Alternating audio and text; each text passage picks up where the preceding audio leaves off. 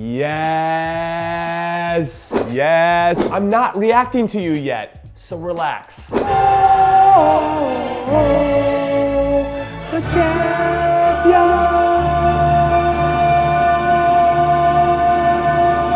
God damn it. Well, as you can see, it's time for me to react to my predictions for the Champions League group stages. Now, historically, I've proven to get 13 out of the 16 teams right that qualify for the knockout round, so I'm very eager to see who I picked because I can't remember anything that I said. Also, yes, I know I'm not at home. I'm in an Airbnb in LA because I'm hosting an event for La Liga tomorrow, but I've dropped everything that I'm supposed to be doing, which is preparing for this event, to do this instead because I want to see how smart I am. So in Group A, it's PSG, Real Madrid, Club Brugge, and Galatasaray. Ooh, I'm gonna nail this one. I can feel it. And the favorite for me in Group A is not PSG. It's Real Madrid because, listen, yes, I know they haven't been the same since Cristiano Ronaldo left, but they have won 3 out of the last 5 Champions League trophies with their current core of players, Sergio Ramos, Marcelo, Modric, Kroos, Casemiro, Benzema, etc. Did I say Kroos right? Kroos? I think that's the way you say it. And with this manager, Zinedine Zidane, which is key. And then if you add in Hazard, Jovic, Mendy, Militao, and Rodrigo, they're gonna win this group no problem.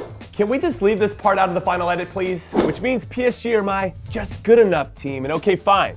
They're better than just good enough, and they should challenge Madrid for the top spot. Wait. Can we just stop it there? But with Neymar on his way out, and key players like Mbappe and Cavani already sustaining injuries this season, maybe this won't be as easy as it looks on paper, but they will get to the round of 16 and then most likely lose after having a big lead in leg 1 because that's what they do. So this is how I see this always top class analysis. Mauro Icardi hadn't signed with PSG yet. Otherwise, I would have mentioned him, and he's made a big difference for the team, okay? As evidenced by him leading the team in goals for the competition with 5. Actually, he's tied with Kylian Mbappe, but still, the point remains. Also, Madrid weren't playing well to start the season in general, and it showed with their 3-0 loss to PSG to start the group stages, and then drawing with Club Brugge 2-2 on the next match day, which was putting Zidane under a lot of pressure, and his job was in jeopardy, if you remember that. Anyway, the 2 teams I picked to go through went through, and that's all that matters. So I'm 2 out of 2, suckers. And now for Group B, we've got Bayern Munich, Spurs, Olympiacos, and I don't know how to pronounce their name, but I'm gonna try anyway. Crvena Zvezda.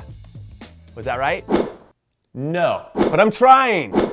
Try harder. Anyway, let's keep this one nice and tidy because despite Spurs making it to the Champions League final last season, only to take a big poop once they got there, I don't think they're the favorites because that spot is being reserved for Super Bayern Munich, even though Bayern seemed to be going through a bit of a transitional period this season as they shed some legends and add some young players. That said, I like their vibe this season. They seem hungry.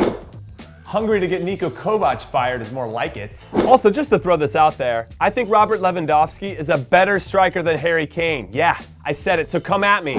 Nope. You're right, you handsome man. So for this reason and for a few others, I think Bayern are the favorites while Spurs will easily finish in second because as much as I respect what Olympiacos and Crvena bring to the table, they ain't it, chief. That's still a phrase. People still, they don't use that. God, I am so cringe sometimes. Not that I care because I nailed Group B, so suck it, Jimmy Cringe Dad haters. That's 4 out of 4, and life is good. And then in Group C, it's Manchester City, a team that City always seemed to face in the Champions League, Shakhtar Donetsk, a team that City should be able to beat with little to no trouble, Dinamo Zagreb, and a team that City might have some trouble with if only because this team is playing in the Champions League for the first time in their history, Atalanta, and they might not know that much about them, but let's be honest, who am I kidding? City's gonna kick their ass too because City are way too good, which makes them the clear favorites. Listen, 4 wins, 2 draws, 16 goals for to only 4 against in their 6 games. I mean, City winning the group was never in doubt. It was a foregone conclusion, especially since you know, and I know, and we all know that Pep Guardiola wants to win the Champions League above any other trophy this season, which definitely shows based on their form in the Premier League. But did I pick the right team to get second?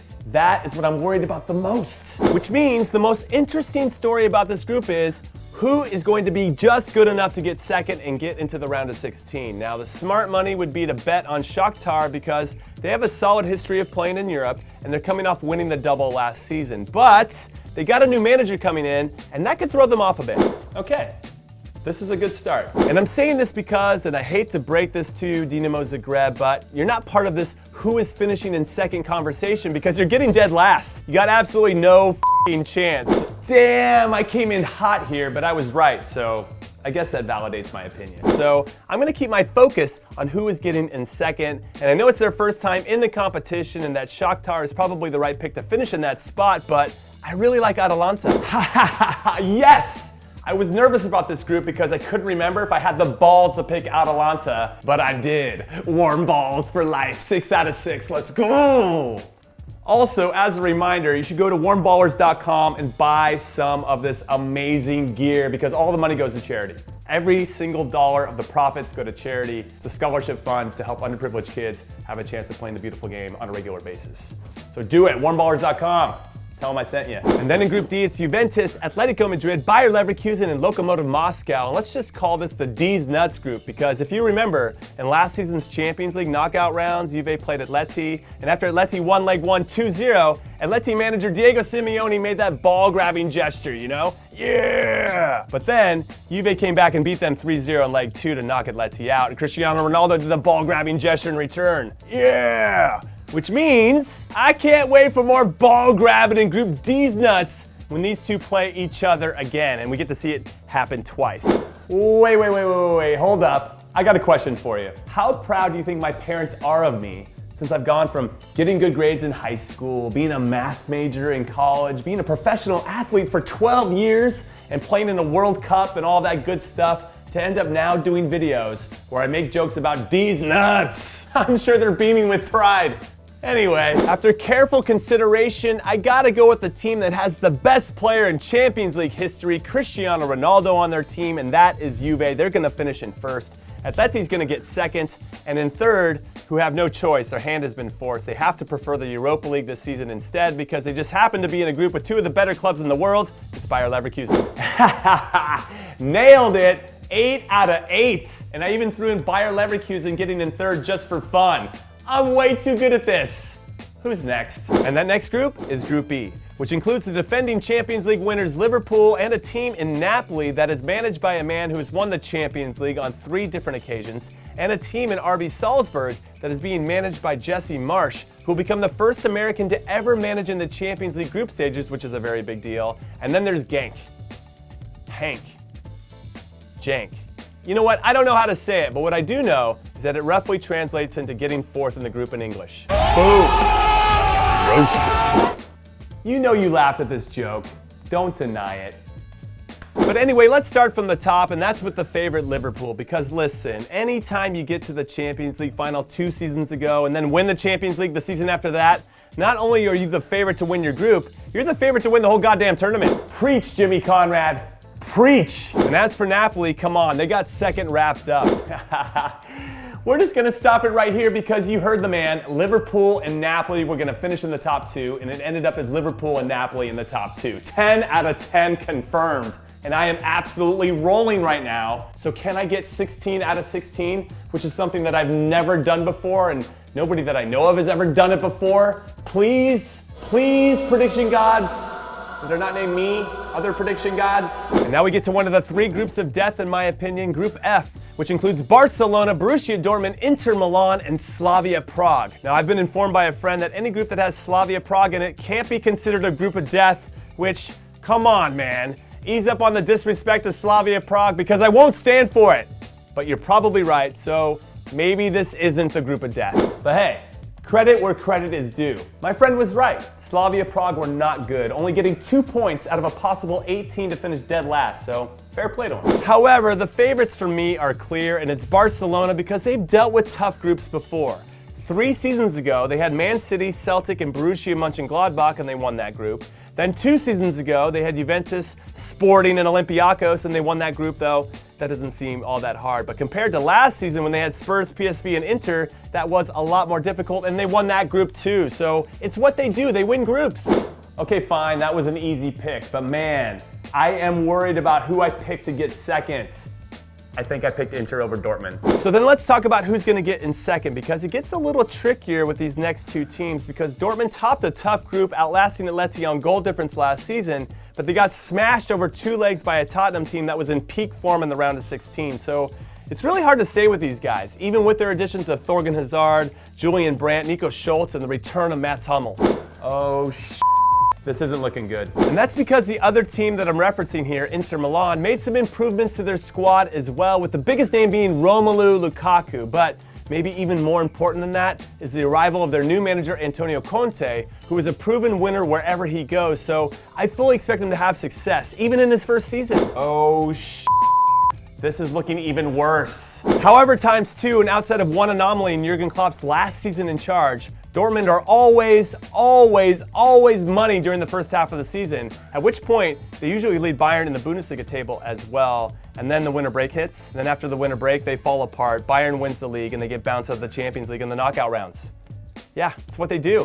Oh, this is looking better. Whereas with Inter, even though, as I mentioned, I expect Inter to be much improved, it's still pretty early into Conte's tenure to expect too much. Next season, though, watch out. I think Inter will be the team everyone will want to avoid, but that's next season. So this season, I got Dortmund finishing in second, Inter in third, and of course, Slavia saying hi in last. Da da da da da da da da da da da da da da da da da da. Hey, 12 out of 12.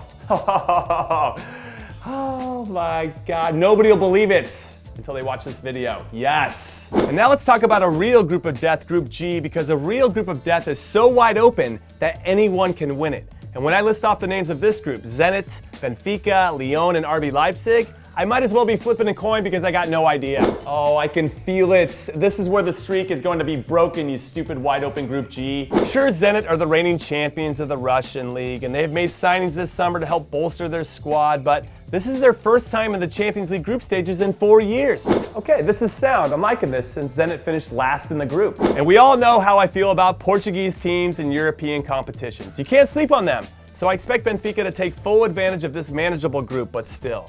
After watching them lose to their hated rivals Porto at home recently 2-0, maybe they're not as strong as I thought they were.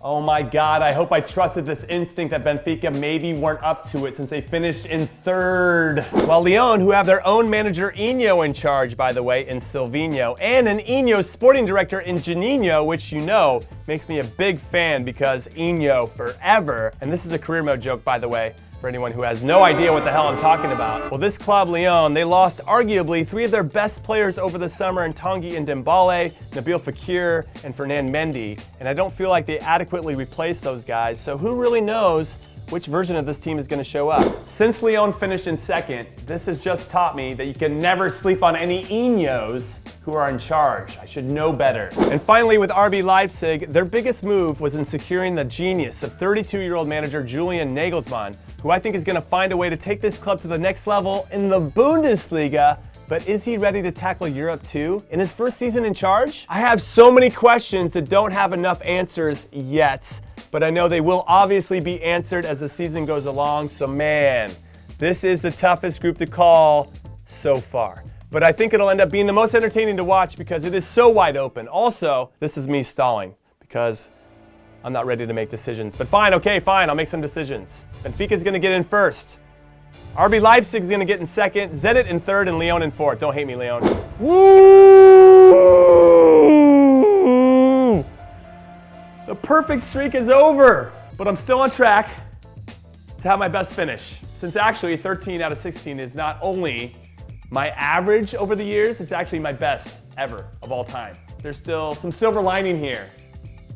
And finally, we arrived to the last group, Group H, which has Chelsea, Ajax, Valencia, and Lille. And now that I say those names out loud, I think this could be the deathiest of the group of deaths because Chelsea, though reigning Europa League winners, minus Eden Hazard of course, still seem to be figuring things out under Super Frank Lampard, which could take a while. Or it won't take a while since Super Frank has done a great job this season. Also, I'm officially worried. While Ajax, no, stop. I don't want to hear one more word about Ajax because I know that I was pumping them up And that's because I thought they were going to advance for sure, most likely win the group. I know that I did that because everybody picked them to go through. I wasn't the only one. Everyone did. You did too. Don't look at me like that. I know you did too. I know you did too. Stop. And then with Valencia, after a tumultuous season of firing and then rehiring their manager Marcelino, yeah, timeout. I made a mistake here, so this analysis is wrong. That's why I'm cutting this one out. Marcelino was with them the whole season last season. He helped them beat Barcelona in the Copa del Rey final, which was a big deal. Kevin Gamero, let's go Gamero. And then he got fired a couple weeks into this season. Anyway, I can't wait anymore, so let's just skip what I said about Lille because French teams never really do well in the Champions League. And just see who I picked.